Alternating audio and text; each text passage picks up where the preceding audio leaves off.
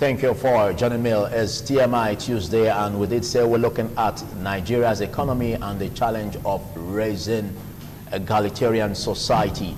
And these, as it is, have been joined by distinguished personalities, starting from my extreme left. I have one who is a social media influencer, and also by profession an environmental engineer, and majors in toxicology, and he is also a community mobilizer based in New York, United States of America. Thank you for coming, Richard. Thank you. Thank you. And also next to him, I have a lecturer, University of Benin, Department of Banking and Finance, and he is known as Both Nosakari Ikwamosa. Thanks for coming, Nosakari. Thank you for having me on your program. All right, well, quickly, I understand, Richard, yesterday you were here over the demise of your late father, and the burial, over the burial of your late father, and we really say accept our condolence on that. Thank you so much, and thank you for having me here. So quickly, before I come to you, Richard, you are a lecturer, you are an expert, a finance expert, Nosakari, and looking at what we have here, Nigeria's economy, the challenge of raising egalitarian society, there's this great disparity between the poor and the rich, and successive governments have made efforts to ensure that this gap is closed. Can we say that under the present administration of Muhammadu Buhari is a different narrative? So far, what we have had, we cannot really say it's a different narrative. We have, over the years, have situations where governments have made a series of policies to try to address the problem of the poor, the problem of the masses, to basically bridge the gap between the poor and the rich. We have had several programs such as Operation Feed the Nation. There was in 2003, 2004, the National Economic Empowerment and Development Strategies needs, and also you also had the problem of SMEs, whereby the financial institutions, particularly commercial banks or what are called deposit money banks, were expected to set aside a certain percentage, I think 1% of their annual profits to fund entrepreneurship. But what I have to say is that what has been lacking is implementation of all of these lofty policies. So that basically put us where we are, whereby we continue to move around within a vicious cycle. Nothing significant has been done. Okay, when you say implementation, are you saying that there are issues with the implementation, or it has not started at all? I would say there is a significant issues with implementation. In fact, some of those programs, as we speak, have actually been abandoned. What I can say is that there is need for a multifaceted effort on the part of stakeholders, both in terms of government, policy makers, regulators, and more importantly, the private sector, because what we have realized is that it is the private sector that has responsibility for driving the economy. The private sector have now been recognized as the prime mover of every modern economy. But what we are finding in Nigeria, the financial institutions have not actually braced up to the challenge of actually funding entrepreneurship, which will go a long way to bridge the gap between the rich and the poor. There's a research we have been conducting presently. For instance, we are looking at the financial institutions and the corporate world, the businesses. What should they do with their resources? What should they do with their profits? So there's an argument. Then on the one hand, you have the philosophy that the business should concern themselves primarily with profitability. All right. So they just go about pursuing profit without giving a hoot about what happens to the environment, what happens to the society. They neglect corporate social responsibility. But on the other hand, we also have the issue of corporate social responsibility that is now also gaining ground. They are now saying that no, it's time we put aside the issue of business as usual. There's a guy that wrote a book, Richard Branson, on the title of the book was actually Screw Business as Usual. We are saying no, that business should also have a responsibility for solving some of the problems that society faces. For instance, in Nigeria today, there is the problem of poverty. Startup companies or entrepreneurs are facing a whole lot of problems. We are saying, for instance, that financial institutions should actually go beyond the dictate of the normal traditional model of banking, whereby, for instance, you expect businesses that want to raise funds, startup to provide collateral. We are saying no, the traditional way of banking cannot sustain that aspect of our economy. They should, for instance, bring down the interest rate, which is another thing that's killing businesses. Okay, bring down the interest rate. Yes, interest rate in Nigeria is typically very high, and you also expect startup or entrepreneurs or business people to provide collateral. We are saying no, they don't have the collateral. So what is needed really is for the banking industry, the financial industry to reduce the interest rate. Okay, I'll come back to you on that. Now, Richard Iyashere, I see smiles playing all over your face as he spoke.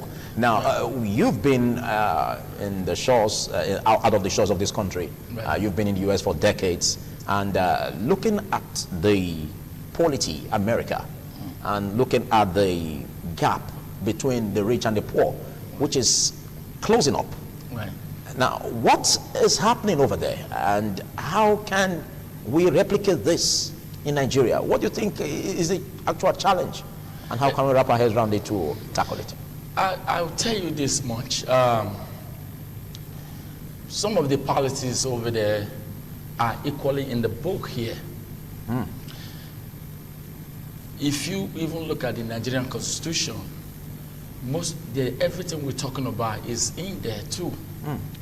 The problem is implementation. How do the poor, the people who don't have the power, how do they benefit, or how do they take advantage of these resources or policies that is actually there? And he's talking about these incentives and grants given to a new entrepreneur company. Yeah, startups. What is the requirement? How do you actually prove you are poor? A program that is meant for a poor people, the rich take advantage of it. But in the United States, or I can specifically say New York City, where I have been for close to about 30 years now, there are procedures, there are requirements. Once you meet that requirement, you are given whatever you are. There's no politics about it. There's no long rules to get in it. What is there and is written is everywhere. With a button, you just push a button, you see everything that you need to have. So my thing is implementation. How is it managed? Okay. One, there's no accountability over here. They send this money, this budget for this. Nobody audits that body, whether it was used appropriately. Stuff like that. Well, you cannot say that entirely, because under the present leadership of Muhammadu Buhari, there has been some changes in terms of how to make sure that the TSA, for instance, how to make sure that money's revenues are recovered without getting into corners. Good to hear that. Good to hear that. Then you hear the other people saying that is being selected. What do you mean being selective? Like you mean if in terms of the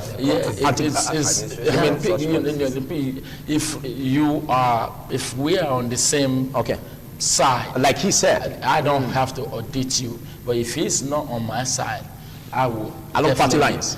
Definitely audit him, pull him out there, and use that to cover that I am auditing the program. Okay. But they say that government is not entirely the one that should provide employment, but should provide an enabling environment. Now, what do you make of this? Because we have this mentality that government must provide this, must do this, must do that. But how can we change this orientation? Yeah, the government, of course, have a responsibility to play in terms of, like you said, providing an enabling environment. Yes. And usually within the sphere of macroeconomics, there are certain macroeconomic policies or goals that government should actually seek or set out to achieve. The first one, we talk about economic growth, which presupposes that the economy should grow, the national output or gross domestic product should increase consistently over the years. And that's where the diversification of the economy comes in. Thank you. And which has been on board by the present administration. Thank you. That's just one aspect of it. They need to diversify the economy so that our economy can grow consistently. Of course, these factors are all interrelated and multifaceted. And the second one is employment generation, which is tangentially related to what we are discussing today, building an egalitarian society so that more people can have opportunities and be able to also aspire. Then you talk of price stability. Of course, when the economy is growing, chances are that it will be heated up. Price stability presupposes that the inflation level should be minimum, yes, so that people can plan, business people can also be able to plan into the foreseeable future. And of course, inflation has adverse consequences on business and all of that. Then we also talk about income redistribution. So that's bridging the gap now between the rich and the poor. For instance, if we have a progressive system of taxation, which means that more resources is collected from the rich and redistributed to the poor. And one way of doing when you say progressive in terms of taxation, how can that be done? Basically, we are saying the percentage of tax collected from the rich should be higher than the percentage of tax to be collected from the poor. Yes, to close the gap. Thank you. Of course, you have other forms of taxation like regressive and proportionate, which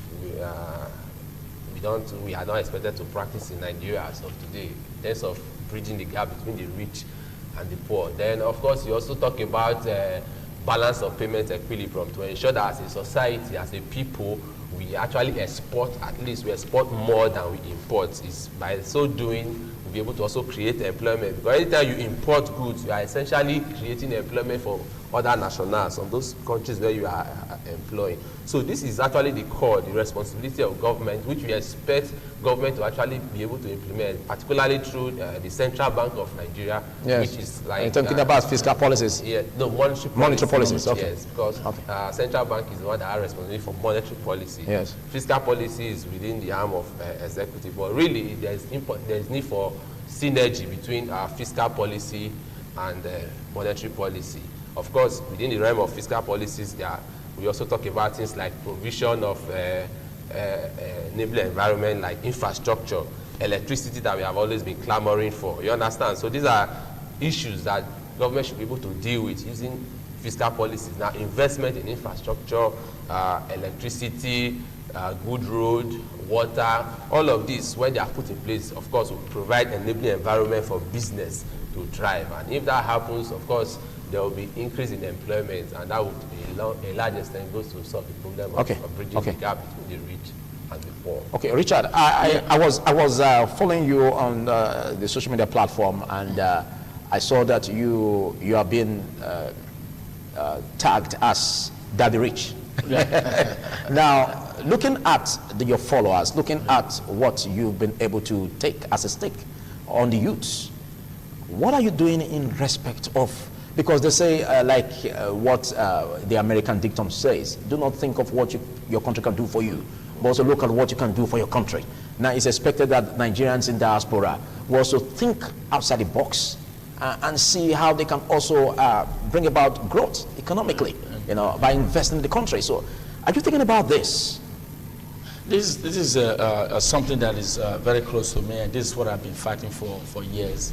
That is what they call the brain drain. Yes. A lot of, if you go back, there's a lot of medical doctors that were trained by Nigerian government. Nigerian actually spent money on them, trained them abroad, and they came back home because of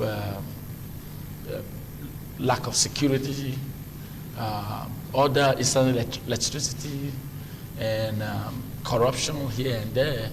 They go back. You didn't mention because of remuneration to get more pay.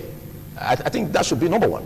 Not really, not necessarily, because a lot of these people have passion for what they do. Okay. This is what they want to see, what they can actually contribute to the nation. But enabling environment that we'll be talking about all day, is it there? So these people now go back. This is Nigerian government money that trade them, and now they will be providing for people out there. Then let's even talk about the one that struggled on himself, not even the government that sent him, struggle, went out there, became professional, and doing really, really good. Like you are an environmental engineer. Yes. Yes. It was expected that at least you should also contribute to the economic development of the country. The largest transportation company in the world, MTA, New York City Transit. What do you say? MTA. Okay. New York City Transit. Okay. The subway system. All right. And I know I have a massive experience in health and safety area that I can bring to this country. So, me personally, that name Daddy Rich came about, because a lot of Nigerian youths that would just come to United States, and I was just, being a father figure kind of. Okay. And one of the guys said, I can't, according to Benin tradition, I cannot call you by your first name, and I don't want to be called brother and all of that. And he started, okay, I'll call you Daddy Rich because my name is Richard. Okay, yeah. So that's how it came about. So I empower these people. I make sure I give them the right direction, and they become somebody until you can come home and invest. Okay. So I also, the other things that I have been kind of be fighting for, some of these professional diasporians, right? If we come back home, there should be some kind of an office and easy access. If anyone that come here with a plan, you come here with a project that you want to develop here, there should be some kind of an easy access or an office, just the same way you have different kind of ministry that can help to push and pilot this idea or program that you're bringing in. I happen to be with the Go Africa team that we just started a new regional office in Lagos. Go Africa is bringing in a processing. Okay, well, yes, but just go straight to the point because you mentioned of that. But let's look at how viable that can help the Nigerian citizens. There was a lot of difficulties and a lot of pushback, a lot of non-coding meeting. So that I know the difficulty we went through, and that's why I'm. When you say difficulty you went through, is it as a result of government setting limitations? Yes, it has to be with the land, acquiring the space. So that's a challenge for foreign investors to come in. Yes, a big challenge. Okay. Security is another big thing. Not just for foreign investors, for even the Nigerians who wants to come back here. Okay, but you won't let that dream die because of that challenge. No way. All you need to do is. If you look, I don't want to talk about too much about the Go Africa, but you can look it up and you see how much I single-handedly make sure that happen here. Okay. So, but you would get that on your own. Okay. Okay. Thank you. Let's look at economic socialization, Nosa.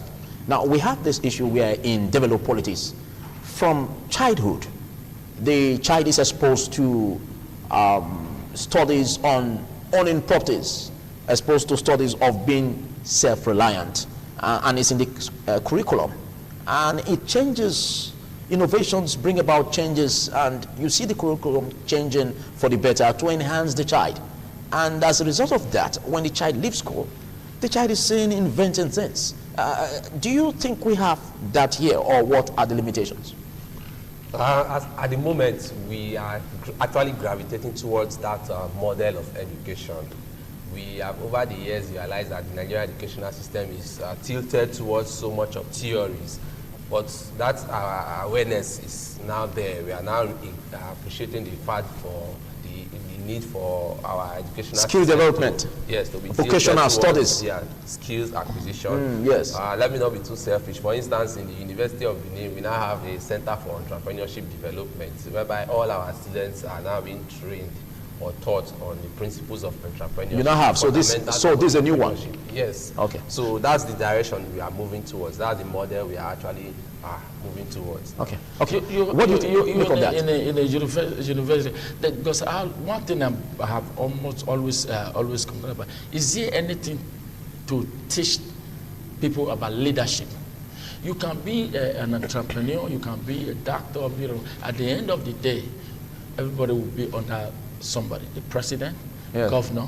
How do they bring out about leadership?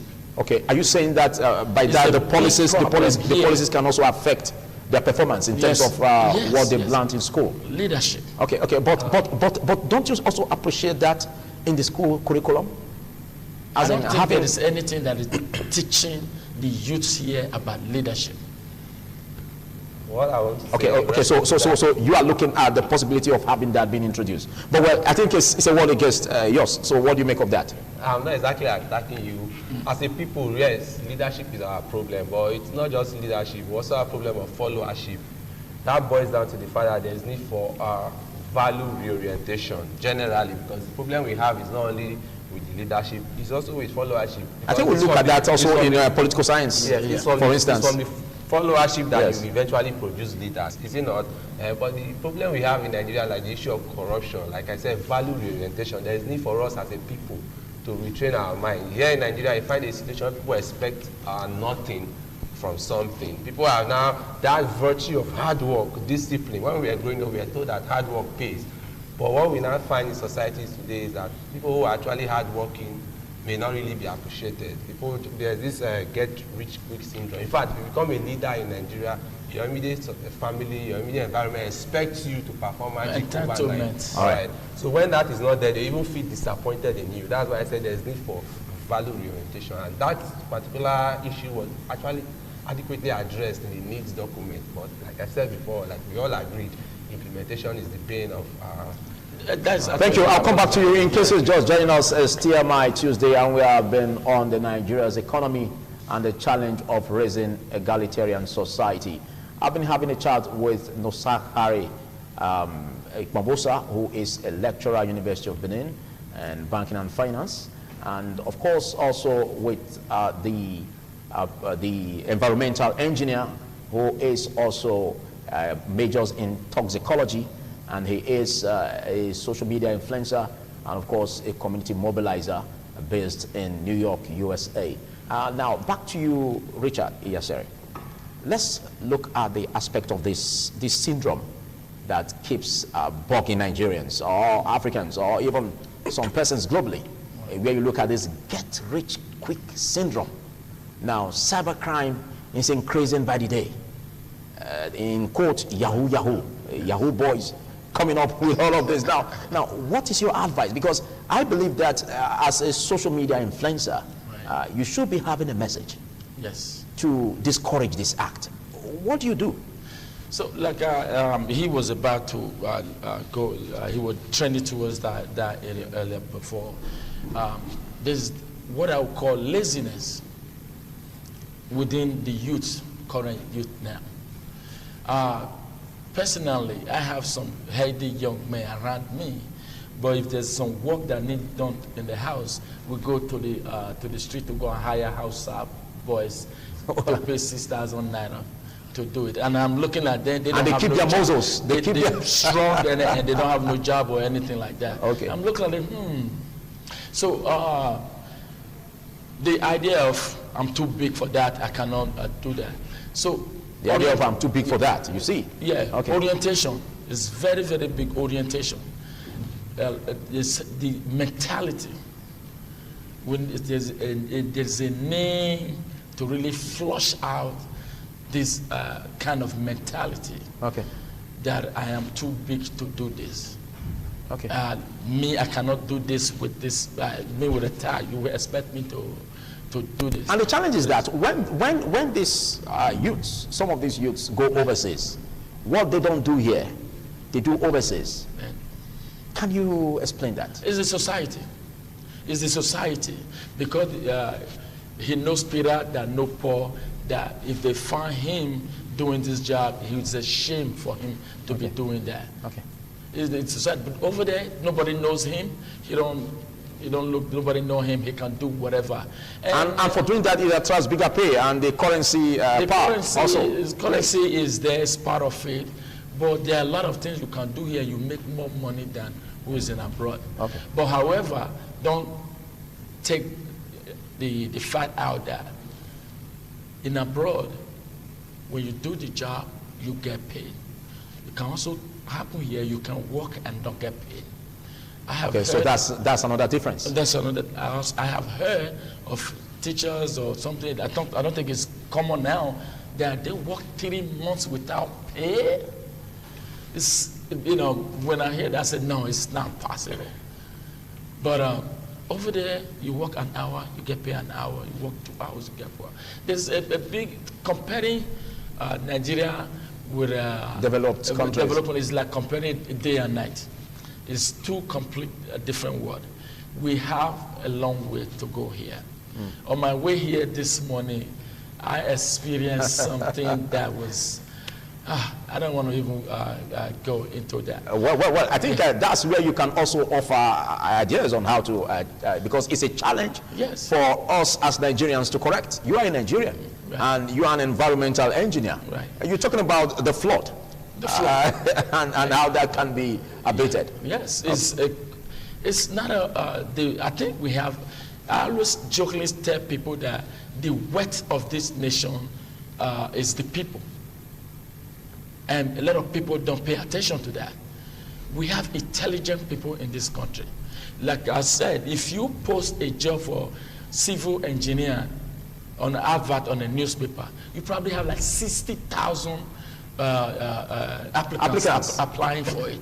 That is wealth right there. That's having massive, that huge number of civil engineers who are civil engineers, but without jobs. With no job. But people have to start focusing and paying attention to that instead of running after the oil or running after to become a politician, because that's how they see that they're going to get rich. Okay. Somebody have to start planning and think about needs. What do this society need? When you plan for the needs of people, money comes with it. You get rich quicker than you ever even dreamt of. Okay. So looking at that, planning for the needs of people, like what you said, like in hospitality business, for instance. For hospitality? Hospitality business, yes. Like hotels. So that happens to be another lucrative that's one thing I see around, especially in Benin here. If anybody is now having his own school, they're having his own hotel. That's it, basically. Okay. It's all like a civil society, like there's no factory, there's no industry, there's no, it's just about eat and drink business. Nobody planning to start a textile, manufacturing, clothing, nothing. Like some industry where you employ people. Okay, but like for instance in the state where we have migrants, Libya returnees, where they are being trained vocational studies, and after that they are given a take-off grant and all that. That has kick-started in Edo State. Don't you think that's laudable? I mean, I don't know how it's being managed, but they're lacking one part of it: rehabilitation. Rehabilitation. People, somebody coming back from Libya, you're already seeing the effects. I saw something on the social media the other day, a girl stole a phone, or she was not even the one that stole the phone. They got her naked, putting the hot pepper into her body and all of that. So some of these effects, hardship. So somebody's ready to harm you without not even thinking about it. What is it? Some are the effects. Some of these are the effects of Libya returnees. Oh, really? But we can't verify that. We can't verify that because there's a lot of things we cannot verify in this world, but we know that it's in existence. Okay. So I don't want that to take us away from what we are discussing. Okay. They have to rehabilitate these people. Do not just give hand over stipend and say training. These people need counseling. They need serious counseling. Somebody really need to sit down and listen to their pain. Then they can utilize that stipend wisely. Okay. Thank you. Before we round off on this, let's look at an advice for the state and the federal government in terms of revamping industries.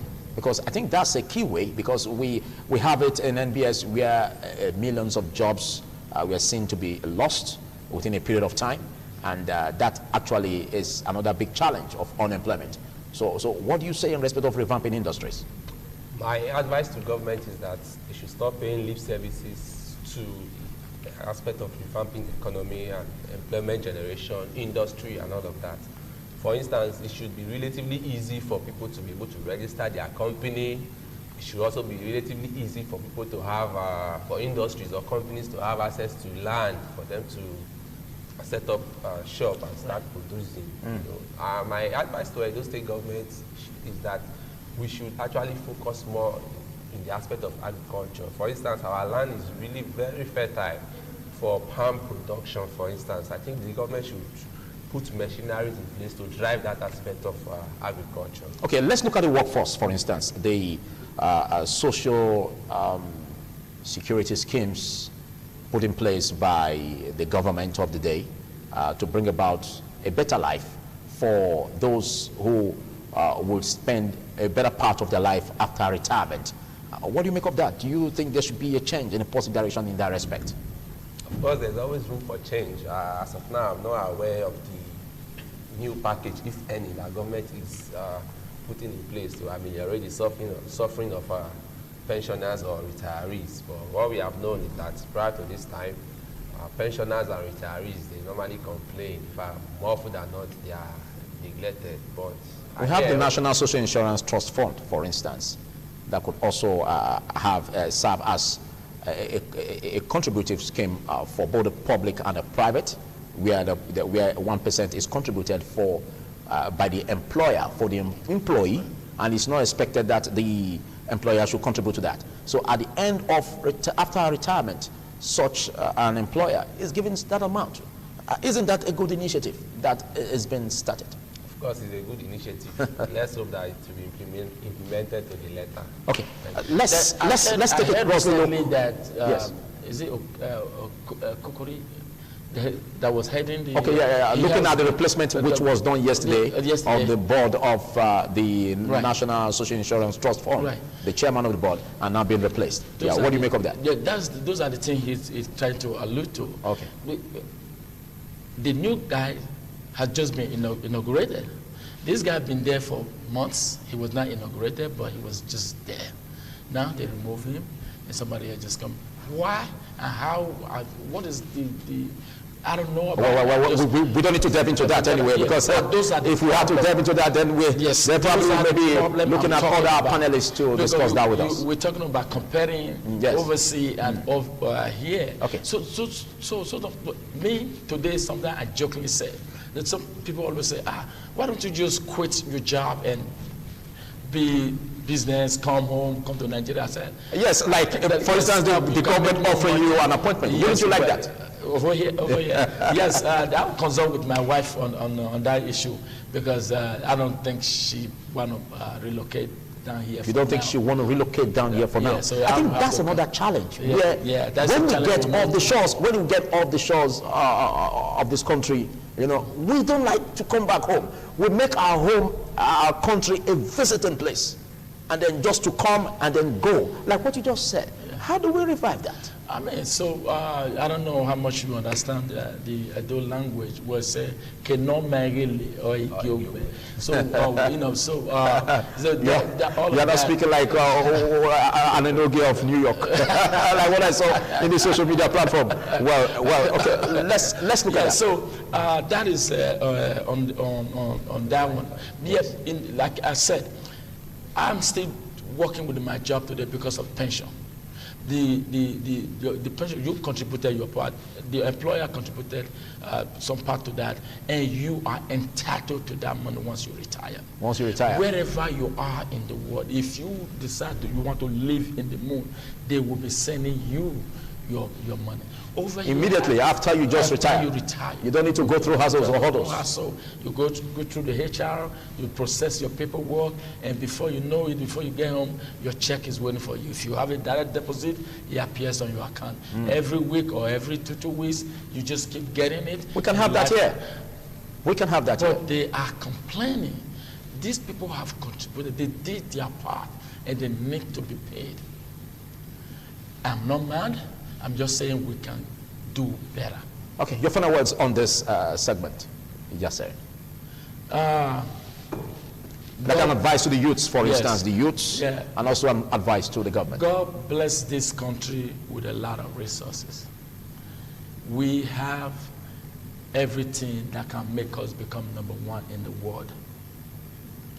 Let's all come together and take a mirror, look at ourselves, and start with the person we see in that mirror. Let us change our way of life. We're talking about economic development, but we also want to be concerned about our health. He who is healthy is the one that can actually look for money, or use money. That's true. If you don't have your teeth, you can't even enjoy fish. So health is very important. Yes. And lastly, I want to say that this quick get rich quick syndrome that is biting us like a bug. Because they're like, I will go back to the no-gate stuff again.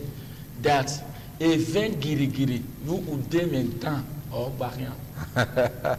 So he's nodding his head. That means he understands completely what I just said. So let's us deviate from that. Concentrate. If you want to learn skill work, go for it. Don't think about what Mr. A is going to say or what Mr. B is going to say. And guess what? Sky is our limit. Thank you, Richard Iyasere. And by virtue of the name you were given in New York, Enogi of New York, that's actually playing out. And good to know that you've not lost your language as a Benin man. Thank you so much. All right. So again, before we round off from this, what are you doing in terms of like having a council in America, that would look at developing young talents in Edo State, for instance? Right. So maybe you will see on the social media lately when they were going to use a flavor in a Edo convention that's going to take place in Washington, D.C. I was the first one that came out, and I promptly rebuked it and said they goofed about that. Like, can you put a flavor as like on a Edo cultural program? And they even say on it promoting Edo culture. Okay. That's like a square peg in a round hole. A slap in the face. So it went viral, and the whole everybody. I tagged the palace. I tagged a couple of Benin celebrities, and the whole team went. And now it's been removed from the program. Okay. So, we have to start appreciating our own. Flavor got to where he is because people appreciate him. All of us, most of our they are equally as talented as those one, but they don't just have the wherewithal. They don't have equal access to opportunity. Oh yes. We'll be talking about this or the egalitarian society. If we start promoting and encouraging and supporting our own, they will equally make it up there too, and they will become a superstar like the others. Thank you, Richard Iyasere. Your final words on this? No, sir. My final words is in line with what we have been saying, that there's need for value reorientation. People should come to appreciate the fact that hard work pays, and also the government and the regulators should try to remove the incentive for this get-rich-quick syndrome, because really the incentives are there, even apart from the government, even the religious organizations. The message they are doling out these days seem to encourage that. Thank you very much. So I think that's why I said there's need for value orientation. It needs for a concerted effort from all stakeholders. Thank you. Thank you, Richard Iyasere, and of course, Nosakai Pomosa for coming. Well, this is what we call it a wrap on the discussion segment.